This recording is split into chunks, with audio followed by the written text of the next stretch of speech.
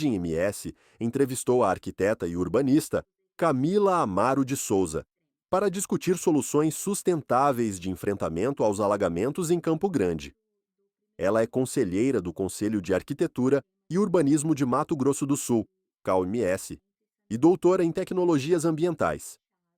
Que erros do planejamento urbano contribuem para os alagamentos?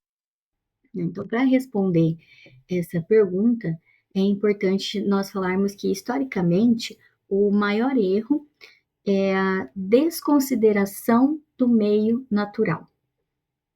Então, ocupamentos, nós ocupamos áreas, né, de várzea e leitos de rios sem a devida proteção, tratando rios e córregos como meros canais de escoamento.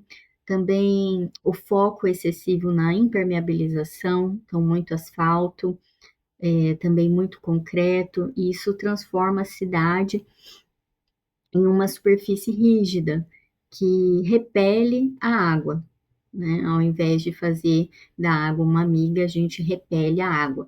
E o terceiro erro é o dimensionamento inadequado da drenagem, né? Então, a gente tem um subdimensionamento. Nossas galerias, elas não foram projetadas para a intensidade das chuvas extremas que vemos hoje em dia, né?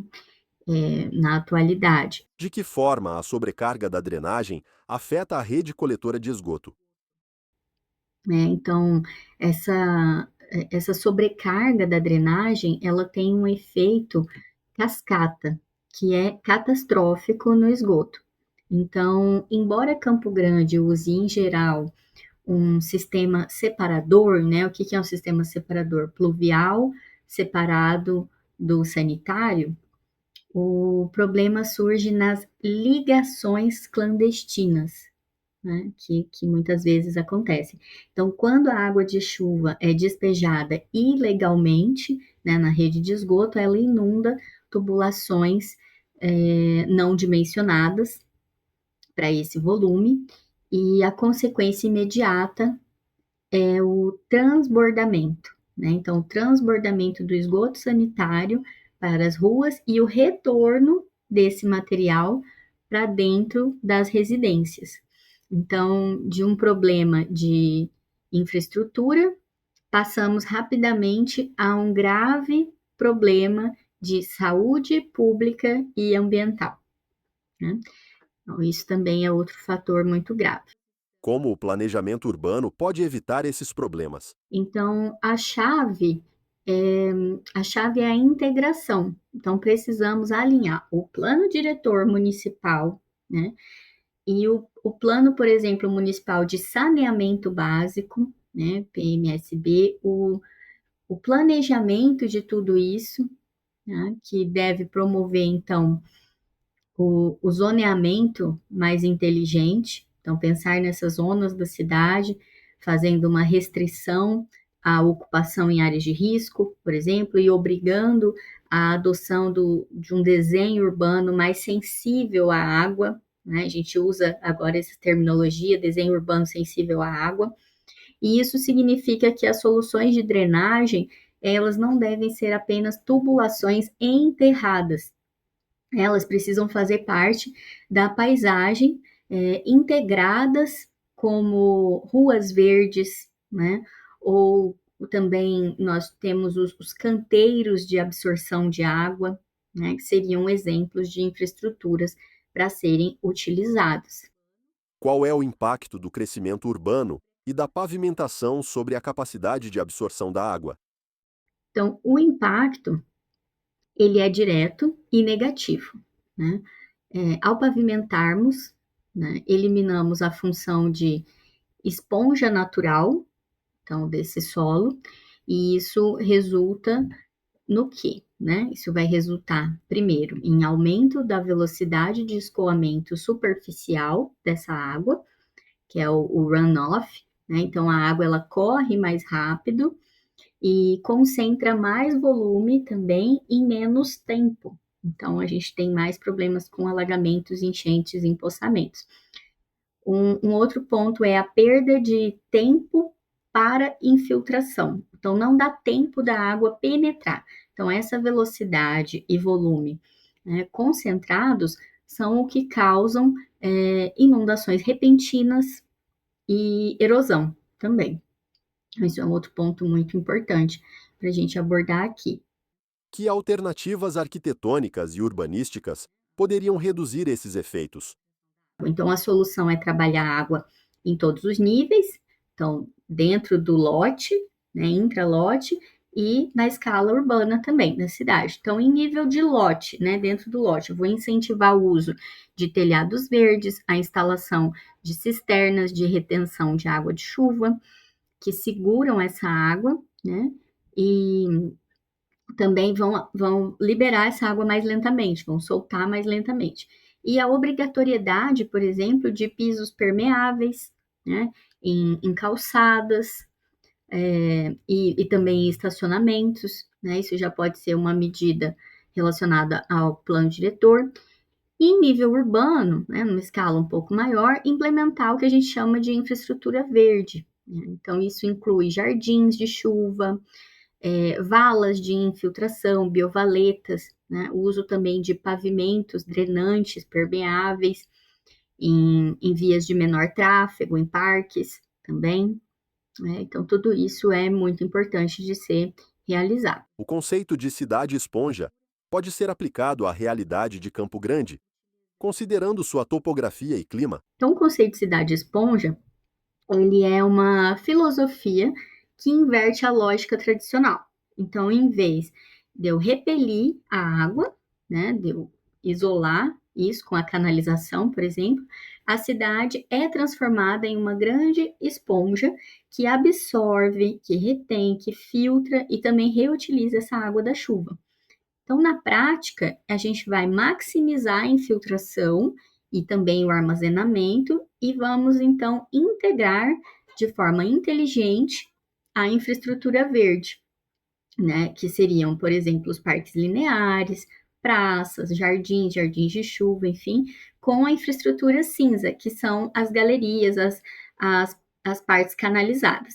Então, a água passa a ser vista como um recurso valioso e não apenas como um problema a ser drenado, né? Que é o que anteriormente a gente vinha falando, né? Então, além disso, a gente pode entrar num outro tópico que seria a aplicabilidade disso em Campo Grande, recomendações, que seriam um outro tópico. E aí, uma pergunta que a gente poderia fazer é: esse conceito, ele pode ser aplicado à realidade que nós temos em Campo Grande? Né? Considerando a topografia de Campo Grande, o clima de Campo Grande, né? Isso seria viável para nós? Então, o que a gente pode ter de resposta é que sim, com certeza, sim. O Campo Grande, com seu clima tropical, chuvas intensas e concentradas, é sim um local ideal para esse tipo de solução de retenção. Bom, e a topografia da cidade, que não é excessivamente acidentada, ela facilita essa criação de bacias, né, de amortecimento, sistemas de biorretenção. Então, a bacia do Rio Anhanduí, por exemplo, ela exige esse olhar integrado, né? Nós precisamos usar o solo e a paisagem, então, ao nosso favor. Quais medidas poderiam ser implementadas para aproximar a cidade de um modelo de cidade esponja?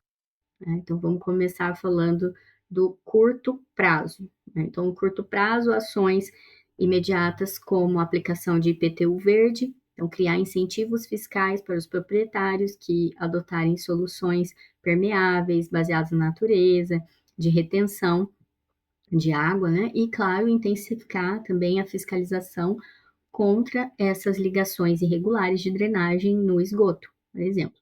Já no médio prazo, a gente pode pensar em transformar as margens dos córregos em parques lineares multifuncionais. Esses parques lineares não são apenas para o lazer, para recreação, mas para serem realmente grandes reservatórios temporários dessas cheias que protegem então a cidade de inundações, de alagamentos. E podemos também implantar projetos piloto, né, projetos piloto para jardins de chuva e outras SBNs em áreas críticas de alagamento. O que poderia ser feito para que novos projetos urbanos já incorporem soluções de drenagem sustentável? Então, falando um pouquinho no âmbito da prefeitura, né, das prefeituras de órgão público, a gente tem aí, de forma mais clara, né, essa questão de revisão, então, do Código de Obras, né, uma questão mais urgente, que é a revisão do Código de Obras, e obrigando, então, essa retenção de água intra-lote, né, dentro do lote, e exigir esse volume de escoamento também, no caso de novos empreendimentos, e que esse escoamento, né, que não seja superior ao que seria se o terreno estivesse no estado natural, né, o escoamento superficial e melhorar essa infiltração de água. Além disso, é preciso capacitar tecnicamente as equipes para essas drenagens e essas soluções de drenagem urbana, e já para os empreendedores, fazer com que eles vejam a drenagem sustentável como um diferencial competitivo, né? O uso dessa infraestrutura verde como áreas de lazer, que funcionam também como sistemas de biorretenção, que isso agrega valor, segurança, resiliência ao empreendimento e diante desse cenário atual de mudanças climáticas. Como garantir que Campo Grande se torne mais resiliente diante de eventos climáticos extremos? Bom, a resiliência, ela é um investimento contínuo, não um custo pontual. Então, ela é um custo-benefício. E para garantir essa resiliência, precisamos de alguns itens. Então, primeiro, planejamento integrado. Então, garantir que o plano diretor municipal, que o saneamento e o uso do solo falem a mesma língua.